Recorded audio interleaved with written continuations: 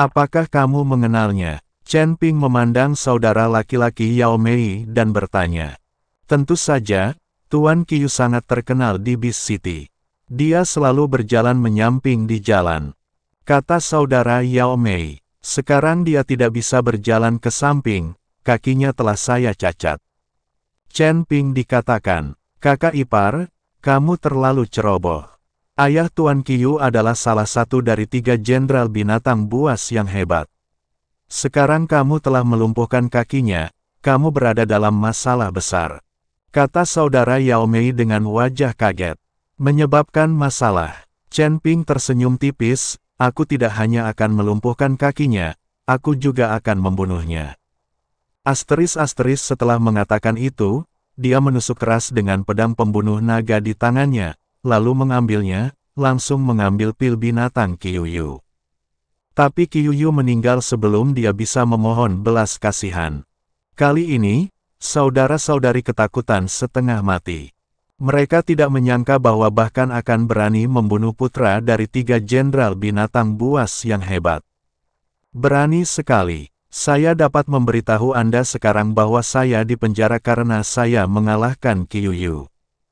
Jika aku membunuhnya sekarang, aku pasti akan terlibat pertikaian berdarah dengan keluarga Qiu.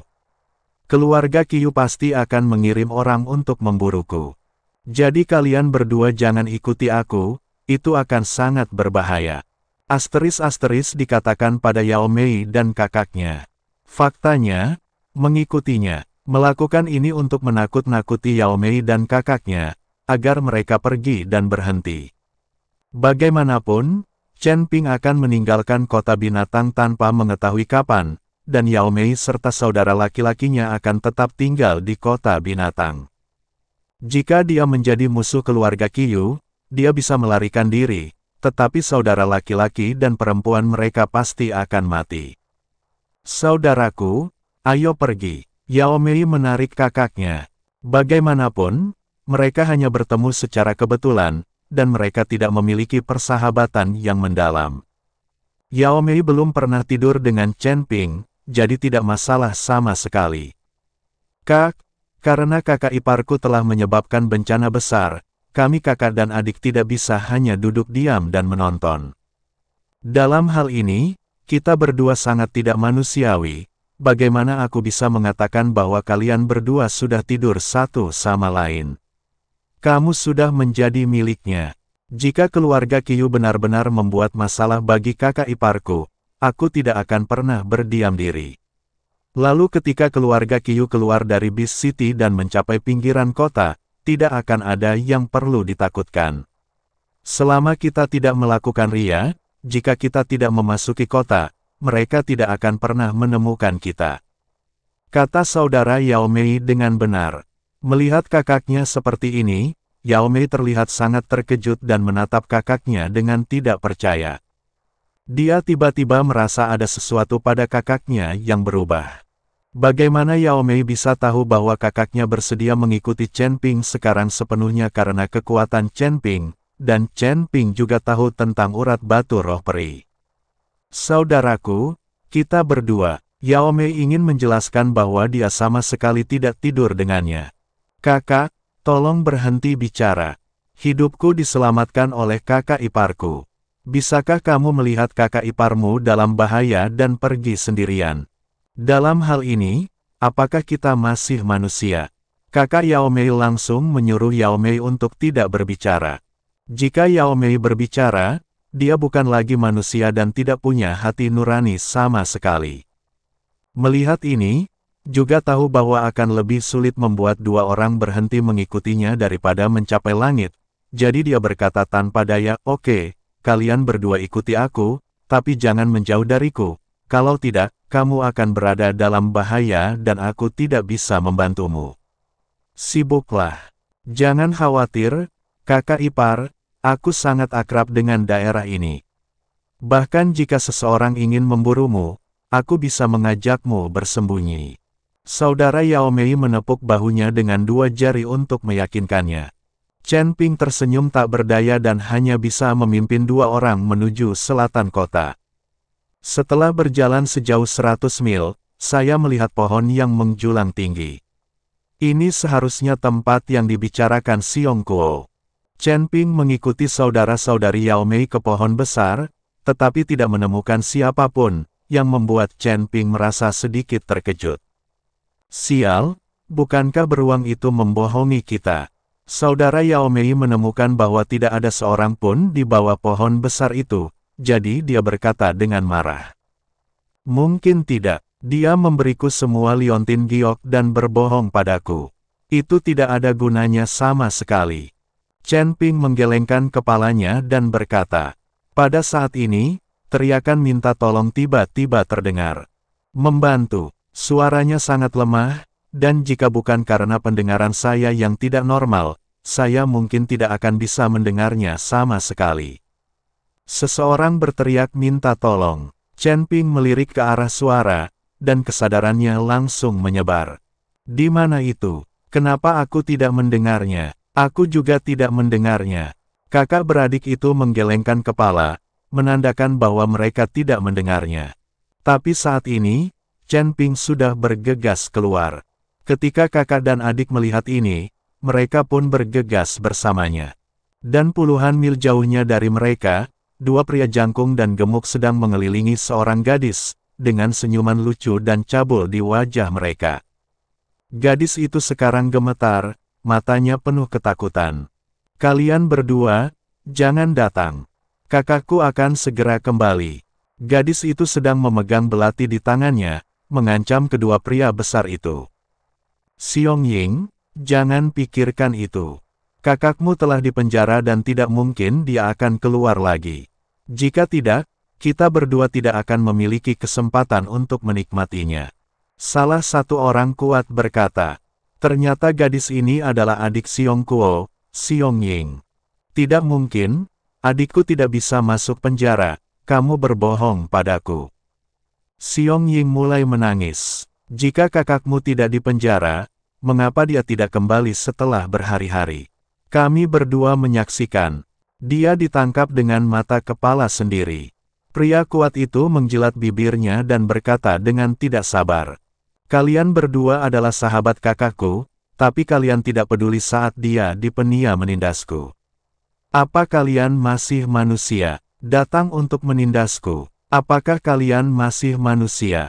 Xiong Ying mengumpat dengan marah, kamu pasti tahu kalau kedua orang kuat ini adalah teman Xiong Kuo. Kedua orang ini juga berubah menjadi beruang hitam, dan mereka mengikuti Xiong Kuo untuk makan dan minum tanpa perbedaan. Tapi sekarang Xiong Kuo baru saja ditangkap, keduanya menyerang Xiong Ying. Kalian pasti tahu kalau mereka berdua sudah lama mendambakan kecantikan Xiong Ying. Kami membantu Anda, mengapa kami menindas Anda? Kekuatan Anda terlalu rendah. Kami berdua bersedia mengeluarkan kekuatan spiritual kami untuk berlatih bersama Anda hanya untuk meningkatkan kultivasi Anda. Orang kuat yang berbicara lebih dulu berdebat. Biarpun aku mati, aku tidak bisa membiarkan kalian berdua berhasil. Setelah Xiong Ying selesai berbicara, belati di tangannya langsung menebas lehernya. Tapi begitu dia bergerak, seorang pria kuat melepaskan belati dari tangan Xiong Ying. Anda harus tahu bahwa kedua pria besar ini sama-sama berada di alam kesengsaraan tingkat 9, dan Xiong Ying tidak bisa menjadi lawan dari kedua orang ini tanpa berada di alam kesengsaraan tingkat ke-7. Setelah menepis belati dari tangan Xiong Ying, kedua orang itu bergegas maju, masing-masing meraih lengan, seolah ingin membelah Xiong Ying menjadi dua. Aku pergi dulu. Aku pergi dulu. Kedua pria kuat itu bertarung untuk mengikuti Xiong Ying Xuangxiu terlebih dahulu. Berhenti. Pada saat ini, terdengar teriakan dingin, dan kemudian sesosok tubuh telanjang muncul di depan mereka berdua. Kedua lelaki kuat itu tertegun sejenak, lalu memandang perempuan itu dan berkata, "Nak, jangan merusak perbuatan baik kami, minggir sekarang juga." Melihat perhatian kedua pria kuat itu tertuju pada tubuh mereka, Xiong Ying tiba-tiba meledak karena terkejut dan melepaskan diri dari kendali mereka. Kedua pria kuat itu sangat terkejut hingga mereka mundur beberapa langkah sebelum berhenti. Xiong Ying berlari ke belakang dan berkata dengan berlinang air mata, "Rekan Tao, selamatkan saya. Mereka berdua memaksa saya untuk berlatih kultivasi ganda. Saya tidak mau, saya tidak mau." Chen Ping memandang Xiong Ying, dan matanya tiba-tiba menjadi kusam. Karena dia menemukan gadis di depannya sangat cantik. Gadis itu seperti peri yang keluar dari lukisan kuno. Kecantikannya bukan hanya kombinasi indah dari fitur wajahnya, tetapi juga temperamen dunia lain yang sekilas membuat orang tak terlupakan. Wajahnya sehalus dan sehalus bunga bakung yang sedang mekar, alisnya seperti gunung di kejauhan yang mengandung asap, dan matanya seperti air musim gugur. Setiap kali dia berkedip, dia sepertinya menceritakan kisah yang tak ada habisnya. Dia memiliki sosok yang patut ditiru dan anggun, tidak terlalu ramping atau berlebihan. Setiap lekuk tubuh dengan sempurna menunjukkan kelembutan dan kekuatan wanita. Pinggangnya seringan pohon willow, dan langkahnya anggun. Roknya berayun lembut saat berjalan, seperti daun teratai yang bergoyang tertiup angin pagi, anggun sekaligus lincah. Dan dia mengenakan gaun bergaya antik, yang sepertinya dibuat khusus untuknya. Bahannya lembut dan halus, penuh warna namun elegan. Roknya mencapai mata kaki, dan sepatu bersulam halus terlihat samar-samar, menambah sedikit pesona klasik. "Kakak ipar, kamu berlari terlalu cepat, tunggu kami." Saat ini, Yao Mei, kakak dan adik mengejarnya. Namun saat kakak Yao Mei melihat Xiong Ying, dia tertegun sejenak, matanya lurus, dan air matanya langsung mengalir. "Cantik sekali. Bagaimana bisa ada wanita secantik itu?"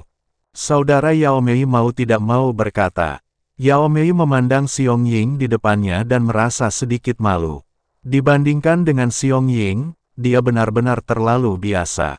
"Kamu memarahiku. Jika kamu tidak ingin mati, menjauhlah dariku. Jangan tunda kami melakukan bisnis."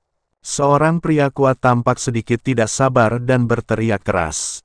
Baru kemudian Broter Yao Mei bereaksi dan melihat kedua pria kuat itu. "Rekan Tao, selamatkan aku, selamatkan aku." Ada air mata di mata Xiong Ying, dan dia terlihat sangat menyedihkan. "Nak, jangan takut, aku akan melindungimu." Saudara Yao Mei segera berdiri di depan Xiong Ying dengan ekspresi lurus di wajahnya. Chen Ping melirik saudara laki-laki Yao Mei, tidak bisa menahan senyum dan berkata, "Bisakah kamu mengalahkan?" Mereka berdua, kakak Yao Mei memandang kedua pria kuat itu, lalu menggelengkan kepalanya dan berkata, "Aku tidak bisa melakukannya, tapi aku masih memilikimu. Jika kamu mengalahkan mereka berdua, kamu tidak akan bisa menangkap mereka." Saudara Yao Mei telah melihat apa yang bisa dia lakukan. Meskipun dia hanya berada di alam kesengsaraan tingkat 9, bertarung di alam Mahayana tingkat keempat itu mudah dan menyenangkan. Terlebih lagi, Chen Ping Asteris baru saja membunuh banyak biksu dari keluarga Qiu. Anda harus tahu bahwa para beku itu semuanya berkuasa di alam Mahayana. Anda benar, Chen Ping tersenyum tak berdaya, orang ini menginginkan seorang pahlawan untuk menyelamatkan kecantikannya, tetapi dia harus mengambil tindakan sendiri. "Sial, ibu mertuamu ingin mati, kan?" Salah satu orang kuat itu sedikit cemas dan bergegas menuju bajingan itu dan yang lainnya. Chen Ping tidak melihatnya, tetapi melambaikan tangannya dengan santai, dan kekuatan besar tiba-tiba meledak, menjatuhkan orang kuat itu. Tubuh lelaki kuat itu jatuh ke tanah, muntah darah, dan dia tidak bisa bangun untuk beberapa saat. Saat berhadapan dengan biksu dengan level yang sama, Anda bahkan tidak perlu repot-repot melihatnya. Benar-benar tidak ada perbedaan antara menghancurkan seekor semut sampai mati. Ketika orang kuat lainnya melihat ini, dia tercengang.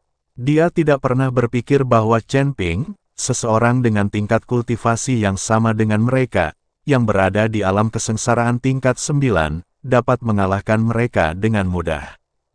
Ini luar biasa. Orang kuat itu membungkuk, meraih temannya, dan melarikan diri dengan cepat. Tidak mengejar mereka. Lagi pula, Tidak ada kebencian yang mendalam, jadi tidak perlu membunuh. Mereka semua, terlebih lagi, Chen Ping sedang mengikuti Xiong Ying dan tidak mengenalinya saat ini. Melihat menjatuhkan dua pria kuat dengan lambaian tangannya, mata Xiong Ying dipenuhi dengan keterkejutan, dari matanya sedikit berubah saat dia melihat Chen Ping. Cantik, jangan takut, kakak iparku mengusir mereka. Saudara Yao Mei memandang Xiong Ying dan mengucapkan kata, saudara ipar dengan sangat kuat, hanya untuk menekankan hal yang umum. Terima kasih. Xiong Ying segera membungkuk dan berterima kasih padanya. Sama-sama, ini semua masalah sepele. Aku penasaran siapa nama si cantik itu. Kenapa dia muncul di sini? Saudara Yao Mei bertanya dengan tatapan menyanjung. Namaku Xiong Ying. Aku menunggu adikku, kata Xiong Ying. Xiong Ying dan saudara laki-laki Yao Mei terkejut pada saat yang sama, memandang Xiong Ying dengan tidak percaya.